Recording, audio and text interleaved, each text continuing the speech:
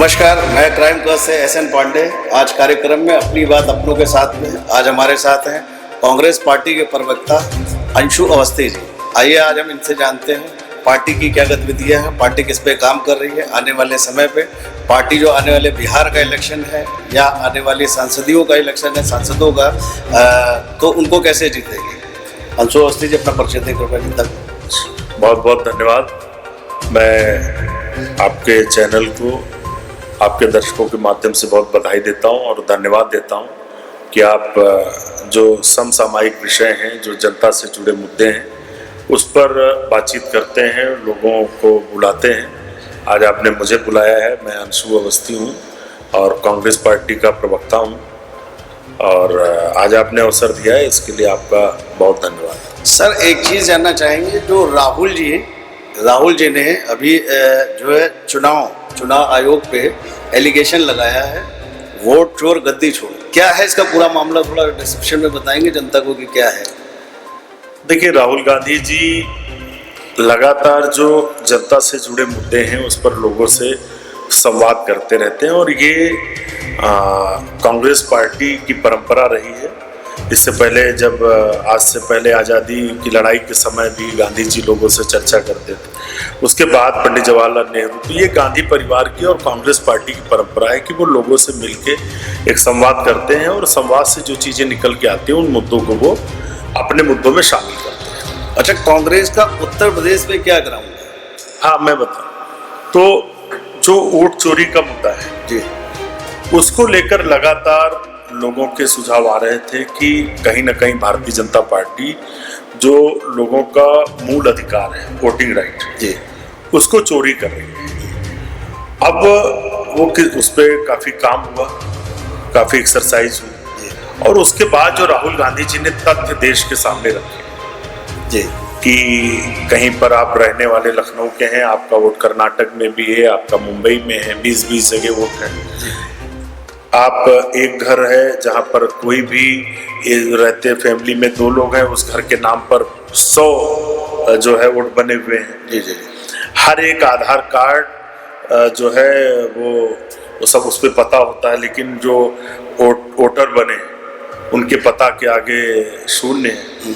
तो इस तरीके के जो तथ्य थे और ये तथ्य राहुल गांधी जी ने कही। तो ये एलिगेशन आज आप लगा रहे हैं? ये एलिगेशन नहीं, मैं वही कह रहा हूँ, ये एलिगेशन नहीं, ये सारे आंकड़े चुनाव आयोग के थे। राहुल जी ने सिर्फ उनको निकाल कर सामने रखा। अब ऐसे में जब चुनाव आयोग के खुद के उनके आंकड़े हैं और देश के सामने वो रख रहे हैं, लेकिन चुनाव आयोग तो आज भी कह रहा है हम क्लीन चिट हैं, हमने कुछ नहीं। वो तो सिर्फ ये कह रहा है कि मैं मना कर रहा हूँ जो है आंकड़े देने से, मगर मैं किसी चुनाव आयोग के आंकड़े नहीं दे सकता। चुनाव आयोग ने उन बातों का, उन तथ्यों का खंडन नहीं किया जो राहुल गांधी जी ने, उल्टे ही राहुल गांधी जी से एफिडेविट मांगे जी। जबकि अगर आपके ही तथ्य हैं, आपके ही आंकड़ों को हम आपको बता रहे हैं कि ऐसा ऐसा है, तो आपको उन अपने डेटा को चेक करना चाहिए। अगर वो झूठे हो तब आप कहिए। एफिडेविट जब हम कोई अपनी बात कहते हैं कि हम ये बात कह रहे हैं, हम ये घोषणा कर रहे हैं, बिल्कुल राहुल जी ने तो चुनाव आयोग की बात रखी, तो एफिडेविट किसको दे? चुनाव आयोग बसता नजर आ रहा है और जिस तरीके की बयानबाजी, पॉलिटिकल बयानबाजी जो ज्ञानेश कुमार जी सीसी हैं उन्होंने की, उससे देश के लोगों को भी समझ में आ गया कि वोट चोरी तो हो रही है। अच्छा, बिहार में क्या लग रहा है, आपकी कितनी भूमिका है, कितनी सीटें आप लोग ला सकते हैं, क्या इलेक्शन? बिहार में इस बार परिवर्तन होगा और परिवर्तन पिछली बार भी हो गया था, लेकिन भारतीय जनता पार्टी, जैसा मैंने आपसे कहा कि वोट चोरी ये काफी दिनों से चली आ रही थी, अब हमने इसको देश के सामने रखा है। इस बार बिहार में वोट चोरी नहीं होगी।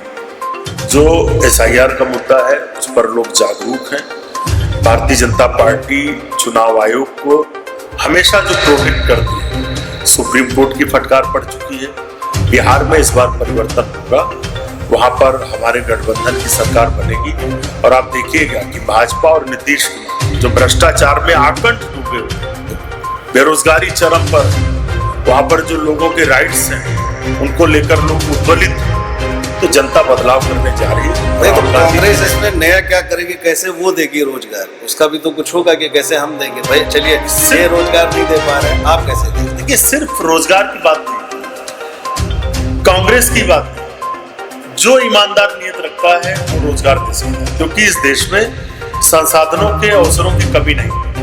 आपकी नियत कैसी बड़ा बात नहीं, कोई रोड मैप तो होगा, जैसे आपके तो कुछ रोड मैप तो होंगे कि बिल्कुल जिस तरह से रोड मैप आपने है। बिहार में आपने कहा था अभी पिछली बार की इतनी हम जो इतने लाख लोगों को रोजगार देंगे, आपकी अगर सरकार वहां जीतती है, आपकी सरकार बनती है तो कैसे क्या मतलब कुछ होगा इसका रोड मैप वो बताएं। देखिए, बिहार का जो अभी वोट अधिकार यात्रा थी जी, राहुल जी के नेतृत्व में वो यात्रा हुई है।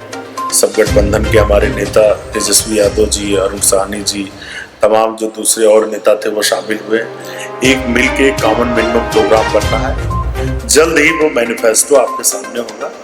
मैंने क्या कहा कि रोजगार के अवसरों की कमी नहीं, नियत पर निर्भर करता है। जैसे भारतीय जनता पार्टी, आज बीजेपी सिर्फ कुछ चुनिंदा उद्योगपतियों को बढ़ाने में लगी और वो लोग सिर्फ पैसा कमाने में लगे, किसी का रोजगार से कोई लेना देना नहीं। अच्छा, छोटे छोटे जो एमएसएमई, इस देश में नोटबंदी के बाद 6.5 लाख एमएसएमई बंद हो गए। इस देश में 9 लाख एमएसएमई छोटे से लगा के बड़े, जो कोई किसी को 10 रोजगार देता था, किसी 50 लोगों को देता था, कोई 100 लोगों को देता था। हम उनको जिंदा कर रखे थे, जो गांव से लेकर और बड़े इंडस्ट्री हब तक अपने छोटे कारखाने लगा रखे। अच्छा, उत्तर प्रदेश बीजेपी ने तो सबको बंद कर दिया, क्योंकि उसका उद्देश्य ये है कि हमारे मित्र को फायदा पहुंचे। तो नियत पर सवाल है। आज बीजेपी की नियत की और पॉलिसी की वजह से 45 साल में सबसे ज्यादा बेरोजगारी है। कांग्रेस उत्तर प्रदेश में अपनी जमीन क्यों नहीं बना पा रही? भाई, जो आपके रायबरेली राहुल गांधी का क्षेत्र है, लेकिन उत्तर प्रदेश में कांग्रेस आज तक जमीन नहीं बना पा, क्या कारण है? देखिए, उत्तर प्रदेश को लेकर ऐसा नहीं है, हमारा प्रयास जारी है। और इस समय जो जनमानस, हम प्रयास करते हैं, इसमें कोई दो नहीं। 2017 में हमको गठबंधन में नहीं जाना चाहिए। हम जब 2017 में जो अभियान चला रहे थे, 27 साल यूपी बिहार, राहुल गांधी जी ने उसका नेतृत्व किया, शीला जी हमारा चेहरा था, हमारे पास एक कुशल रणनीति थी।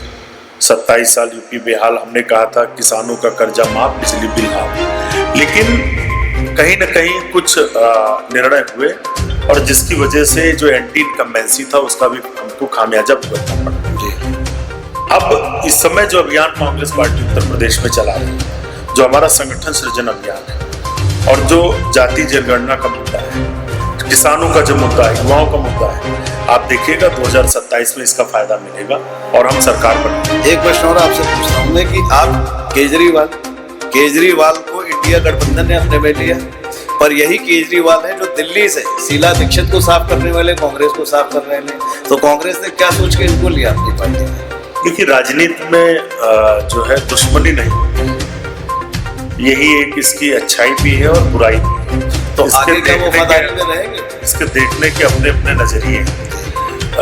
जो केजरीवाल जी जंतर मंतर पर बैठ के, रामलीला मैदान में बैठ के पूरी संसद को गाली दे रहे थे, फिर वो हमारे साथ आए और सरकार में हमने समर्थन दिया। तो नैतिकताएं भी होती हैं।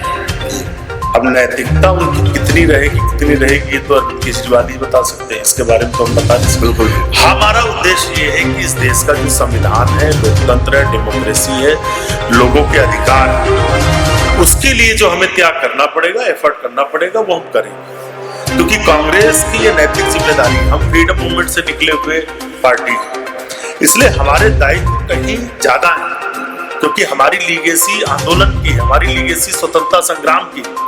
भारतीय जनता पार्टी का उदय तो बाद में हुआ और उन लोगों का कोई लेना देना भी नहीं, केजरीवाल का भी कोई लेना देना नहीं। हमारी जिम्मेदारी बनती है कि जो संविधान हमारे पुरखों ने बनाया, जो इस विश्व का सबसे विशाल संविधान है, जिस पर पूरा भारत एकजुट है, भारत विभिन्न धर्मों, जातियों, विविधताओं वाला देश है। अगर आप तमिलनाडु जाएंगे तो ये लगेगा किसी दूसरे देश में आ गए, महाराष्ट्र जाएंगे तो लगेगा दूसरे देश में आ गए, मणिपुर जाएंगे तो लगेगा कि चाइना जैसा फील आ रहा है। तो ये बहुत, इन सब को जोड़ के अगर कोई रखता तो कॉन्स्टिट्यूशन जो हमारे पूर्वजों ने बनाया, इसलिए हम पहल करते हैं कि जो अपोजिशन है वो एक है। अच्छा, राहुल गांधी जी जो मेहनत कर रहे हैं कांग्रेस पार्टी को, क्या लगता है कि क्या युवा पक्ष उनके साथ है?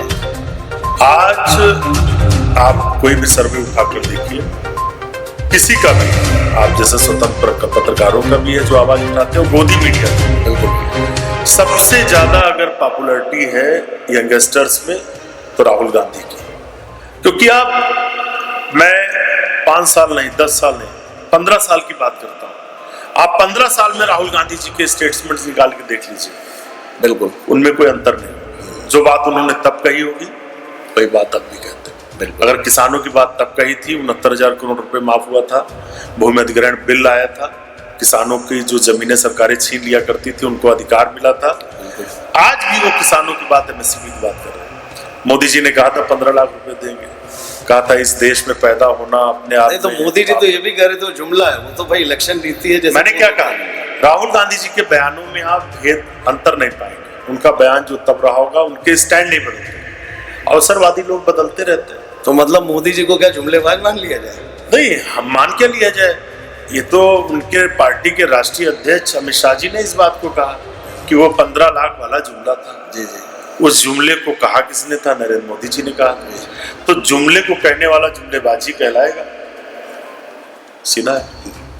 अच्छा, कांग्रेस की और कोई नई नीतियां जो अपने जनता के बीच में ला रही हो, जिससे कि और भी जनता उनकी ओर आकर्षित हो या उनके जो है मैंडेट को समझे और जुड़ना चाहे?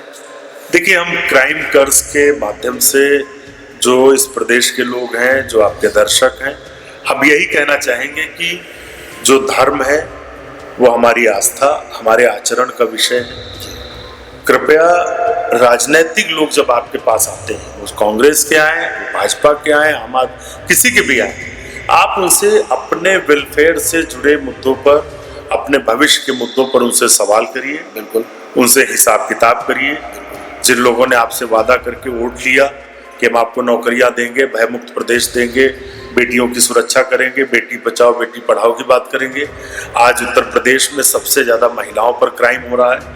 आज बेटी बचाने वाले जो लोग बात करते थे, आज बेटियों के बलात्कार हो रहे हैं, उनको बीजेपी सरकार प्रोटेक्ट कर रही है। दलितों पर अत्याचार हो रहा है, जाति जनगणना की बात पीछे है। नौजवान जो रोजगार मांग रहा है उसको लाठियों से पीटा जा रहा है। तो अपने मुद्दों पर बात करिए।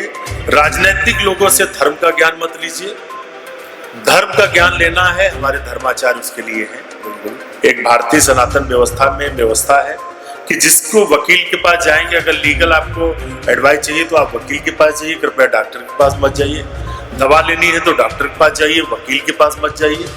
ये भूल आप मत करिए, नहीं तो इनके जैसे अवसरवादी लोग फायदा उठाते रहे। जैसे कि आपने एक बात कही भी बलात्कार की कही, मैं मानता हूँ कि बीजेपी सरकार में हो, तो ऐसा तो है नहीं कि कांग्रेस सरकार में नहीं होता था ये चीजें, नहीं है, करप्शन नहीं। सवाल नियत का है। मैंने क्या कहा, कभी कोई चीज रुकती नहीं। व्यवस्था पर बैठने वाले, व्यवस्था को संभालने वाले लोगों के, तो आप भाई व्यवस्था को आपको क्यों चुने? मैं वही कर तो चाहिए ना, व्यवस्था को मैं उदाहरण दूं, व्यवस्था को संभालने वाले लोग के कैरेक्टर की बात है। जब उन्नाव में रेप हुआ तो सरकार किसके साथ खड़ी थी? अपने विधायक के साथ। बिल्कुल। जब भी कोई घटना हो रही, सरकार क्या कर रही? जाति और धर्म देख रही। आदर्श घोटाला हुआ महाराष्ट्र में, हमारे तत्कालीन सीएम थे अशोक चौहान जी, जो अभी भारतीय जनता पार्टी। जी जी जी। हमने उनको पद से हटाया और उसकी जांच कराई। जो भी दोषी थे वो जेल गए। खेल गांव राष्ट्रमंडल खेल हो रहे थे, जो भी भ्रष्टाचारी थे सुरेश कलमाड़ी जी जेल गए। हमने अपने कैबिनेट मिनिस्टर डी राजा को 2G स्पेक्ट्रम, जिसका झूठा घोटाला जो बाद में साबित हुआ, आज तक बीजेपी जो कहती थी आज तक उसको क्लीन चिट मिल गई थी उसमें। 2G डी राजा को इस्तीफा हुआ जेल। क्या लगातार शिवराज सिंह पर आरोप लगते रहे व्यापक घोटाले, क्या उन पर कोई कार्रवाई हुई? तमाम घोटाले असम के मुख्यमंत्री पर लग रहे हैं, हेमंता शर्मा पर, क्या कार्रवाई हो रही? अपराध रुक रहे हैं नहीं रुक रहे हैं, ये आपकी नीयत पर निर्भर करता है। कहीं पर भी अगर कांग्रेस की सरकार में भी दलितों पर अत्याचार, राहुल गांधी जी गए दलितों पर अत्याचार, किसी लड़की से रेप हुआ तो वो गए उसके साथ खड़े हुए। यहाँ तो सरकार पूरा जो मशीनरी सिस्टम है, पूरा जो मैकेनिज्म है, वो तो बचाने में लग जाता है, खबर छिपाने में, खबर दबाने में, अपराधियों को बचाने में लग जाता है। पीड़ित को न्याय दिलाने में कहाँ लगता है? नियत का फर्क है, इसलिए हमको जरूर जनता चुनी। बहुत अच्छा लगा, आज हमारे बीच कांग्रेस के प्रवक्ता अंशु अवस्थी जी आए थे। धन्यवाद। नमस्कार।